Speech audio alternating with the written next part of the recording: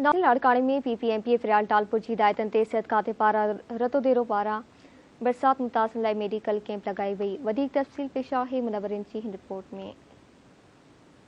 हाँ जी नाज़रीन, इन वक्त मां रतो देरो में मौजूद आया। रतो देरो में MPA PS फरियाल टालपुर की हिदायतुन ते DSO लाड़कानो सैयद अतार शाह पारा जो है हिते कैंप लगाई वही है। हिते तमाम वडे अंग में मरीज़ जो रोज़ानो हिते अचन था ऐं उन्हनि जो मुकम्मल तौर ते टेस्टूं भी कयूं वञनि थियूं। इन हवाले सां अचो त DSO लाड़कानो ऐं जेके हिते मौजूद माण्हू उन्हनि खां पुछूं था त उहे इन बाबति छा था ॿुधाइनि। कैंप असां मानवारी असांजी अदी फरियाल टालपुर साहबा जेका हितां जी MPA आहे ऐं असांजो MNA आहे मोहतरम बिलावल भुट्टो ज़रदारी साहब ऐं हेल्थ मिनिस्टर साहबा अदी अज़रा पेचुए साहब जे हुकूमत ते हीअ असां कैंप ते लॻाई आहे।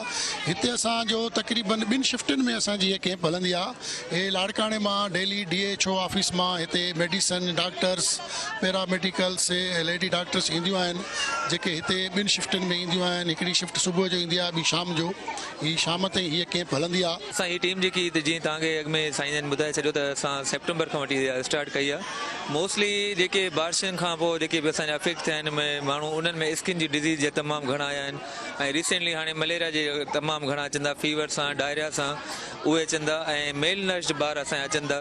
उन जे करे उन्हनि जे लाइ असां वटि हिते घणे में घणो असां हिन कैंप जे थ्रू जेको असां उन्हनि खे ट्रीट कयूं पिया, जंहिंमें स्किन जे डिज़ीज़ जा पेशेंट आहिनि ऐं मलेरिया जा पेशेंट आहिनि असांजा ऐं मेल नर्स्ड जेकी बेबीज़ आहिनि उन्हनि जे लाइ या जेके वैक्सीनेशन कार्ड जंहिंजा असांजा ड्रॉप थी विया आहिनि, माण्हुनि जा घर किरी पिया आहिनि, के किथे गुम थी विया आहिनि, उन्हनि खे असां ॿीहर उन्हनि खे पंहिंजे इनरोल करे असां उन्हनि खे वैक्सीन जा जेको आहे उनजो प्रॉपर डोजेस पूरा कयूं पिया। लक्ष्मी तैब खां ये नंढड़े खुराक बीमार आहे उन लाइ आया हूं।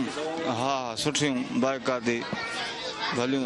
अॻे त हिते न वरितोसीं, दवा लिखी ॾींदो त पोइ वठंदासीं। अब्बा भई बीमारी बोड खां पोइ इहो बीमारी थियो अथसि।